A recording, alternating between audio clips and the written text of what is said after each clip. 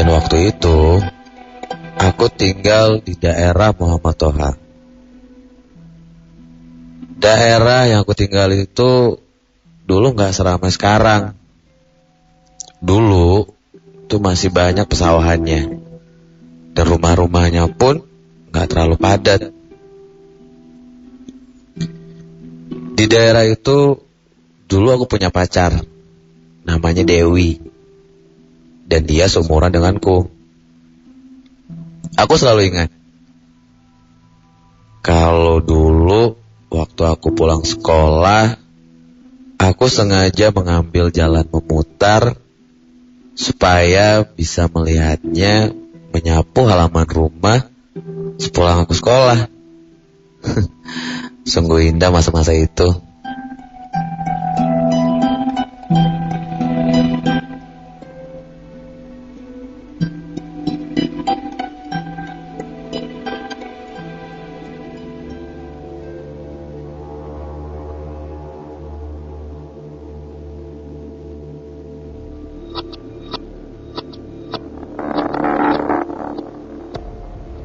Singkat cerita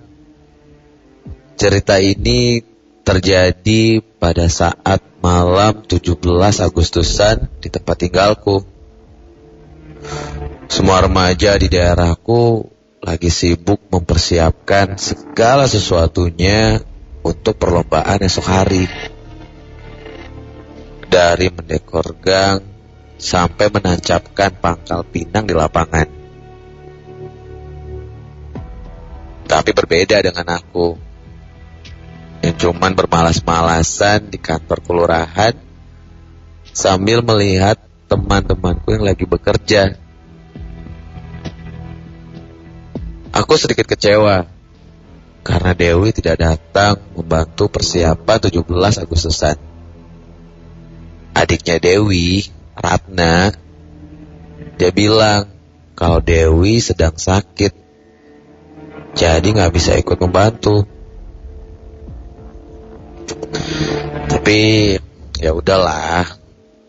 Walaupun aku sebenarnya sangat berharap kalau Dewi bisa datang.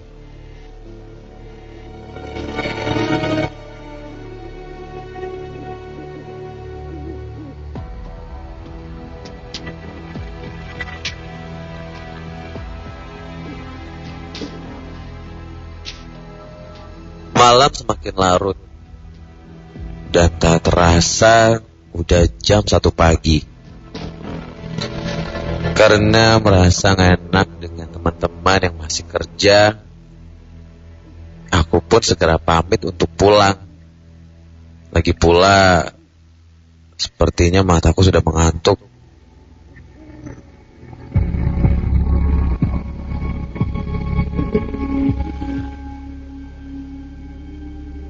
Aku sengaja mengambil jalan memutar. Niatku untuk menjenguk Dewi sebelum pulang. Walaupun aku berpikir sepertinya gak mungkin juga ya kalau Dewi masih bangun. Lagian ini kan udah terlalu malam. Tapi ya siapa tahu keluarganya masih belum tidur. Soalnya kan besok 17 Agustusan pasti masih rame. Apalagi ayahnya Dewi adalah ketua RW-nya.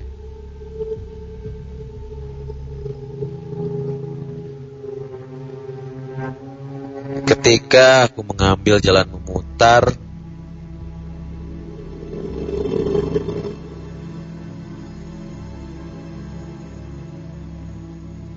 tiba-tiba dari ujung gang rumah Dewi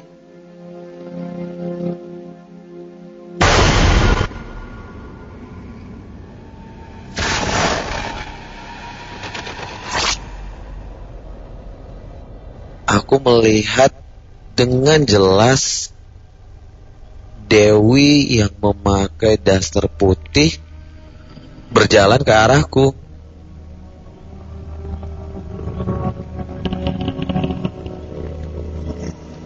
Aku yang masih heran mencoba memperjelas pandanganku. Tapi itu memang Dewi. Jarak semakin dekat dan kulihat Dewi hanya menunduk dan tidak melihat ke arahku.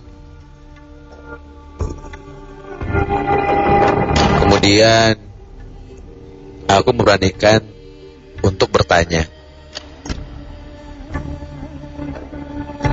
"Wi, mau kemana malam-malam kayak gini? Lagian, bukannya kamu sakit?"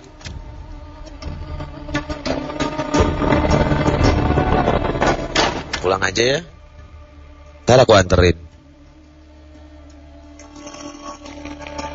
Dewi kemudian menatapku dan berkata, "Mau nyusul bapak ke kelurahan." Wajah Dewi pucat. Mungkin karena dia lagi sakit. Dan nada bicaranya pelan sekali. Rambutnya seperti nampak dibiarkan terurai. Aku memaksa Dewi untuk pulang. Dan akhirnya Dewi pun menurut.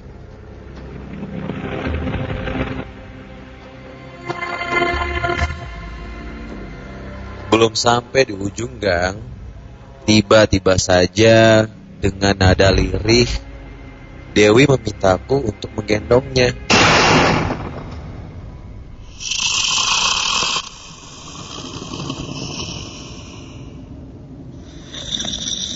"Hah? Gendong? Gimana ya? Bingung."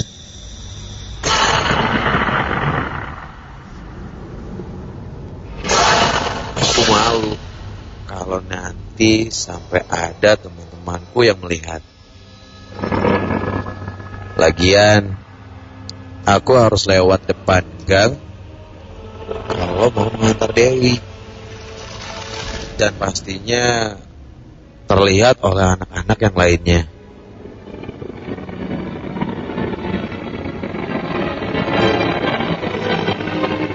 Walaupun ragu, aku menganggukkan kepala dan langsung kurendahkan badanku.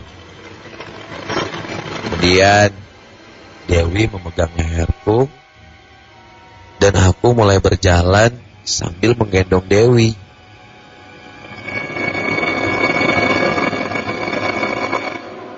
Tapi sepertinya ada yang aneh deh.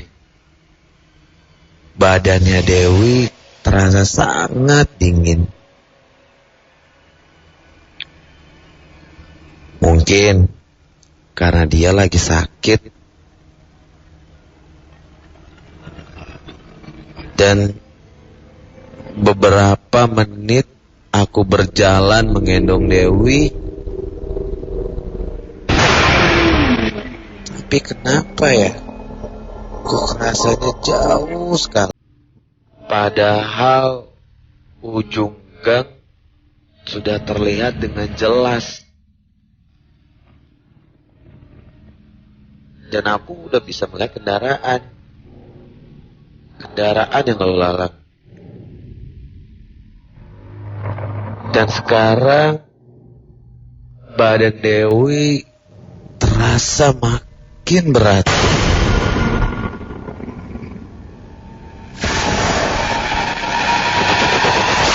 Karena lelah, maka aku pun bertanya sama Dewi,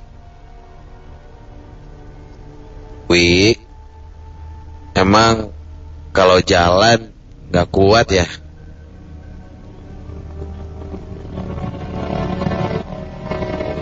Tak ada jawaban dari Dewi. Tiba-tiba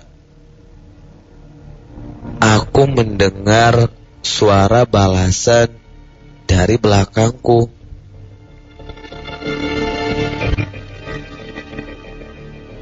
"Emang berat ya?"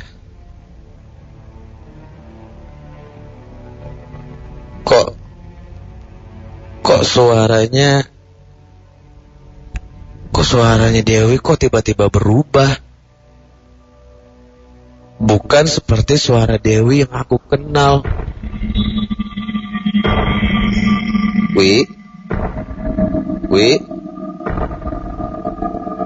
Aku mencoba memastikan kalau yang aku gendong itu Dewi. Tapi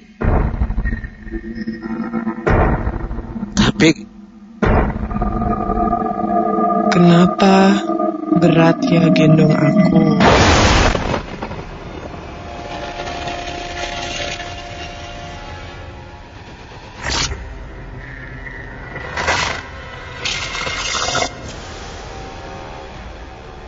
Sontak aku berhenti dan aku melihat ke arah leherku dan tangan yang memelukku sekarang kok berubah, lebih putih dan kukunya hitam dan panjang. Ini kan bukan tangannya Dewi yang tadi aku lihat. Aku berusaha melihat ke belakang dan selintas aku melihat sesuatu seperti kain berwarna merah menjuntai di samping. Dengan penasaran, pelan-pelan aku memalingkan mukaku ke belakang. Astaga. Aku langsung berusaha melepaskan tangannya. Tapi dia terus mencekikku dengan sangat kuat. Dan ternyata yang aku gendong tadi bukan Dewi. Ini jelas bukan Dewi, melainkan sesosok wanita dengan rambut panjang menjuntai dan menggunakan kain merah. Ya Tuhan, matanya besar dan berwarna merah darah. Mulutnya mengeluarkan darah dan lidahnya, astaga, lidahnya panjang dan menjulur.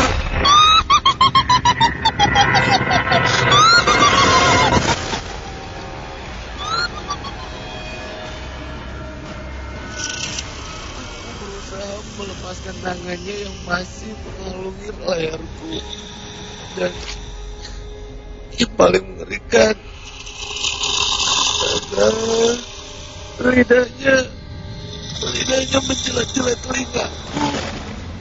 Aku panik, makhluk apa ini ya Tuhan? Sambil tertawa cekikikan, dia terus menjilati kupingku. Di tengah kepanikan itu, tiba-tiba aku melihat Adi dan Reno berjalan ke arahku. Aku segera berteriak, tapi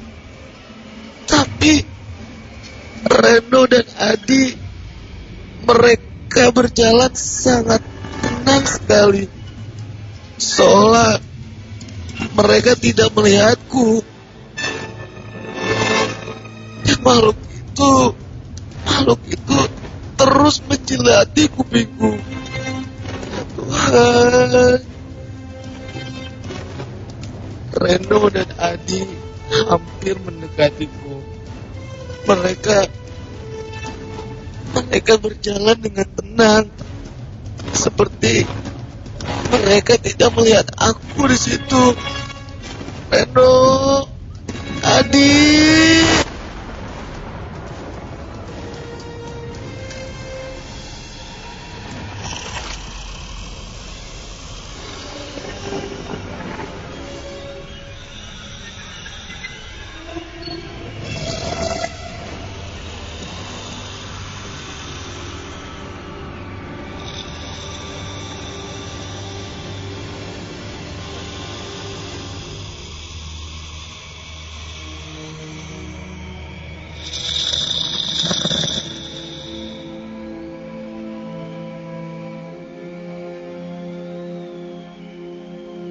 Ketika semuanya gelap dan aku tidak ingat apa-apa lagi. Sayup-sayup aku mendengar suara orang mengaji. Mataku mulai terbuka dan aku bisa melihat ada ibuku, ayah, dan Dewi di sebelahnya. Dan juga ada temanku Reno dan Adi di seberang Dewi. Aku terbaring lemah. Aku di mana? Hah? Ini kan rumah sakit. Seketika itu, kemudian ibuku menangis dan memelukku dengan erat. Dewi menyodorkan aku minum. Dan setelah sadar, aku bertanya pada mereka tentang hal yang terjadi denganku. Reno dan Adi bilang kalau aku sudah dinyatakan hilang selama 2 minggu. Sejak dari malam itu, mereka melihatku di kantor kelurahan. Dan Dewi juga menambahkan kalau aku ditemukan di kebun pisang milik Pak Suryo yang rumahnya tidak jauh dari kantor kelurahan. Dan aku ternyata sudah koma selama 3 hari.